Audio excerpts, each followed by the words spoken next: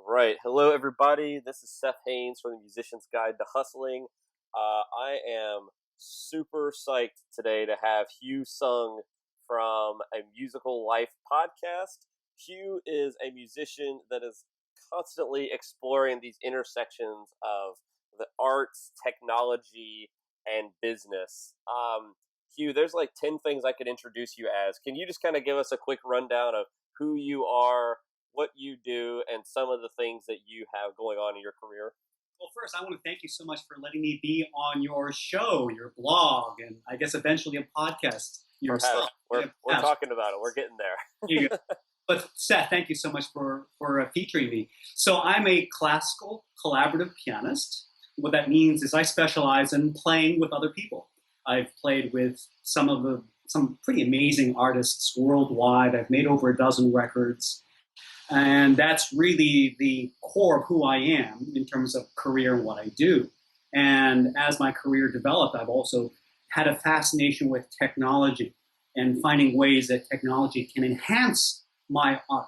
And from that, I was able to start exploring the business side of getting this technology out to other people and helping others as well. And it's funny because not many people think of business as an altruistic activity, but it really is. When you think of business in its purest form, it is the exercise of bringing benefit, bringing something that's helpful to other people in a meaningful and measurable way.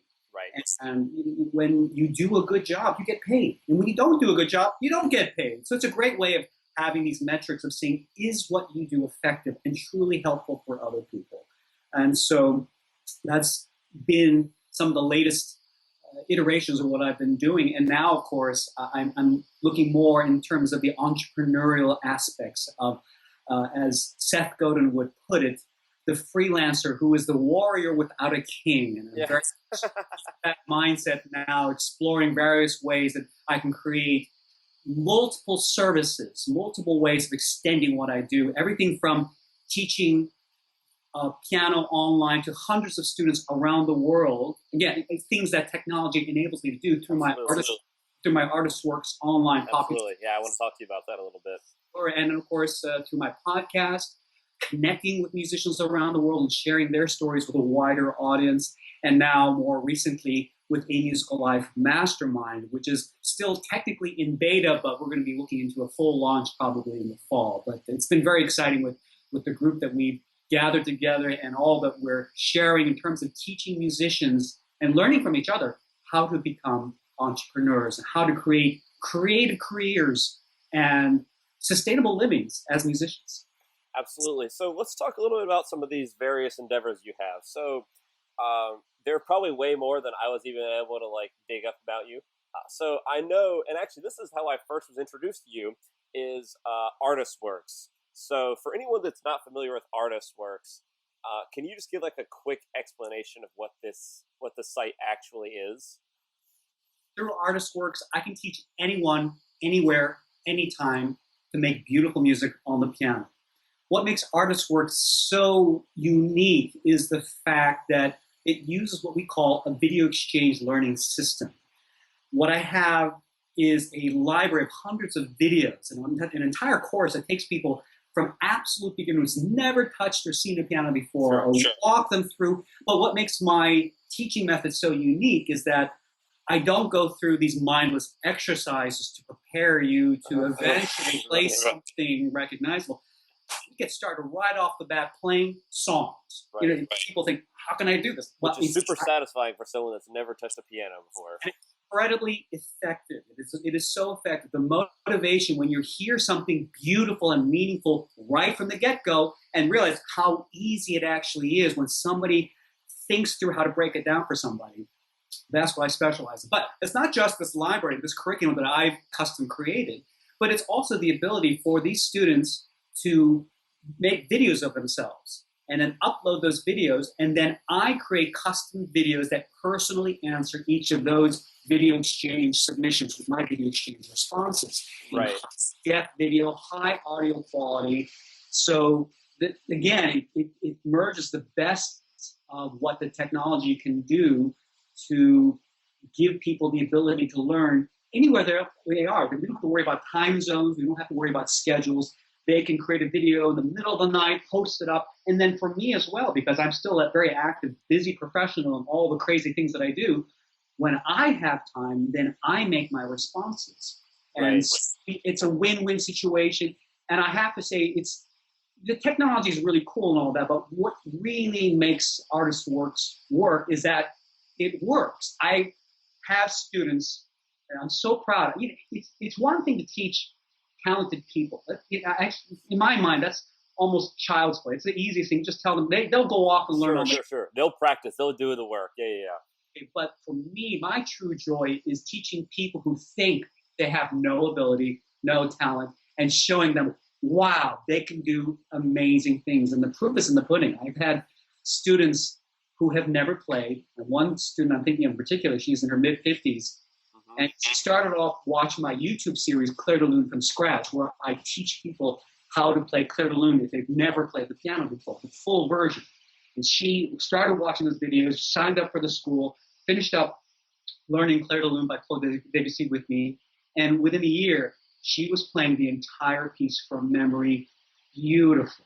Right. And achieved a lifelong dream of being able to play something beautiful on the piano. And I've seen this, which is so awesome, hundreds and hundreds of times. It's just been, that's my joy. I love giving the joy of making music, what I get to experience every day, to every people. Right, and so just to make that like super duper concrete for someone, so I actually have, I'm actually an Artist Works student myself. Oh, cool. I learned to play the banjo using Artist Works. That is so awesome. I have a banjo sitting over my wall over here, and when I graduated music school, I was like, the horn's cool, but it's also really boring to play by yourself. It's like the most, I just think it's like the most lame thing to sit in your living room and play by yourself. And it's like, oh man, because it's like, oh, chamber music and playing the orchestra is so much fun. But like when you're out of school and you don't have tons of stuff, I was like, man, I wish I had just something I could just like strum on, just something like satisfying, like just a little, like something I could like take to the beach with my family, whatever. So I was looking around online, and I was always interested in the banjo. I just love the banjo. It's such a cool instrument. And I ran across Artist Works, and I've been a member for over 2 years. Wow! And so that was where I originally ran into. I stumbled across you and your work was through Artist Works. And so so for anyone that's not like that still isn't like, what exactly is that? These are essentially pre-recorded lessons. So like you create a curriculum, and then they just live there. So it's like go from basics to like up and up and up in skill and diversity of styles and things. And so anybody can get on at any time, and it's essentially you're able to scale your teaching to an like essentially infinite audience, because anybody can subscribe to these, and then they get to personally interact with you. And actually, funny story about Artist Works. I recently was doing some work for David Bilger, who's for people who don't know, he's the trumpet player in the Philadelphia Orchestra, principal trumpet, and I'm sure you know Dave well. I actually accompanied him for his Artist Works curriculum. So there you go. For all of his Artist Works video lessons. Yeah, that's funny. And so I was building Dave's website, and he was telling me, because Dave teaches in Artist Works as well. So like if someone out there is auditioning for like they have a trumpet audition coming up, they can join this and send him videos, and he can send personal feedback back to them. It's great. It's so cool. But he had a really cool story too about this while we're talking about Artist Works, where there was a student that he was teaching through Artist Works. He never met him. The kid lived across the country. I forget the kid's name. And he actually, so the student actually got into the National Youth Orchestra too. And I happened to be up there doing some speaking stuff with something kind of through a different organization that was partnering with them. And so we were working with these groups, and this student was in my group. And so this student, he's probably in like 9th grade. He had been taking lessons from Dave for like a year, I think, and they had never met. And then he got into NYO2, and he got to go meet him, and he got to meet him in person. Like, what a cool story! Like that would never happen if it wasn't for like being able to like take technology and apply it into this like these different spaces. Like, it's such a cool story. It's such a cool platform, especially for folks who are living in isolated areas where they don't have ready access to a high quality teacher, high quality world class artist. This is an incredible way to get really the very best musical instruction at a fraction of the cost. Yeah, It is so affordable. It's crazy. absolutely. It's so cool. So that's Artist Works. So some of the other things that you have your hands in. So I mean, I know, so you do Artist Works, and what are some of the other like kind of entrepreneurial things that you've been involved in? I mean, you have so many projects and like things you've been on. I mean, you've got a book. You were involved in a company. You have all these things that you've done. So what are some of the other examples for people that aren't familiar with what you're doing, what you've done? So you talked about the mastermind. Um, and actually, let's do this. We'll get into a couple of these. What was your first like kind of experience in doing these like entrepreneurial like little things? I mean, I feel like everyone that's ever done anything like entrepreneurial, they had that like first time where it's like, oh wow, that's a really cool idea, and I actually just like made it happen. Like what was some of the examples for yourself? Well, my first example was when I was a kid as a Cub Scout trying to sell light bulbs door to door. We had A door-to-door light bulb and salesman. I was horrible. I sold exactly 0 light bulbs. Those fundraiser things, and so I had it embedded in my mind. Business and me. I was working really hard on my music.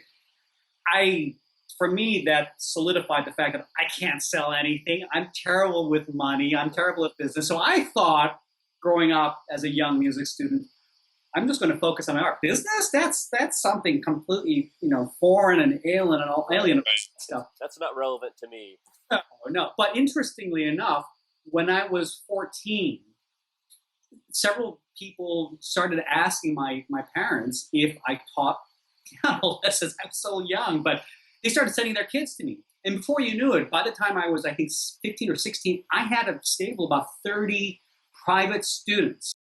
And believe it or not, that generated a significant income. I could have just stuck with that. How old were you? I was 16 or so. 16. So if you don't mind me asking, like how much money was 16-year-old Hugh making doing his entrepreneurial little endeavor here? I would say close to about, believe it or not, at my peak, I was making about $70,000 a year. $70K a year. $70K a year. And how old were you at this time? Well, then I was like 18, 20-ish, and teaching. That's amazing. Yeah. So I had a really good income. Yeah, that's awesome. That's so fascinating. But it was also exhausting. Oh yeah, I'm sure you were. On teaching, I poured my heart into these kids, but so I guess I had the thought, particularly as a pianist, since there are really no orchestras, it's very hard to join an orchestra. There's so few positions at full time. And I wasn't crazy about the idea of teaching at a school. I liked having my own business, doing my own thing. Right. Yes, technically speaking, that's probably the easiest that most musicians get into, teaching your own private studio and freelancing and all that. And of course, I was also, for the most part, really, I've lived a freelance life in terms of being called on to play for recitals with other musicians, touring, recording, and all those things. Of course, I worked at Curtis in faculty administrative for 19 years. I loved it in the beginning, but then I started realizing a few years in that it was limiting me because I had so many ideas that I just realized that the school, as great as Curtis is, and I love the school, as a school it's fantastic, but as a place to grow personally, I reached my limit. Into different areas. Yeah, absolutely. I started, once I learned all the literature collaboratively that was, called on for all, and that took several years to, all that stuff. But once I learned it, it was like I started seeing the same pieces over and over again, and it got boring. Right. Well, yeah, that's so funny you say that. So in I think it was you were on a podcast with Andrew Hitz recently, and so for folks that don't know, Andrew Hitz was actually on my site a year ago, I think. And so he has a podcast called The Entrepreneur Musician that Hugh was on. And so you told this really interesting story about like you built this program for Curtis of scheduling. Was it recitals? Is that right? It was scheduling recitals. It was actually administrating the staff pianists, gigs, outside gigs for the students, it automatically generated contracts. It automatically generated programs, timesheet. And, I mean, this was an all-purpose database that I learned how to program because well, first of all, I mean, I was still playing all these lessons and performing with the students. At that time, I was the busiest pianist among all the staff pianists. Sure. How in the world am I going to do a full-time, recital administration and also oversee gigs and, oversee the other staff pianists working under me at that time? And so I said, there's only one way to do this. I've got to automate this in some fashion. So when I took that on and got the crazy idea to try to build this system, it worked so well. It blew my mind how powerful it was to create something that could automate it far beyond what I had imagined it was going to be able to do. So that taught me, before the business aspect, that taught me the power of technology. Right. So yeah. So I was gonna say, so you just kind of like toss it off like, oh, I just built this database. So like, what does that actually look like? So you have, I mean, if I remember correctly, was your debut with the Philadelphia Orchestra when you were 11 years old? Yeah. So you were at Curtis when you were, was it 13? Is that right? Yes. Okay, so we have superstar pianist Hugh, very young talent, and so, but then you're like, oh, and then I just built this database. So like, what does that actually look like? Because people out there listening might be thinking like, oh, well, that sounds great, but like, I could never do that. Like, there's something like, that everybody has an excuse why they can't do something. So like, what does that actually look like for you, being busy, having all this stuff going on? What did it actually look like? How did you learn to just simple, like, where did you learn to code? Like, how did you do that? And like, how did you start? Like, what did the process look like to do that? That's an excellent question, Seth.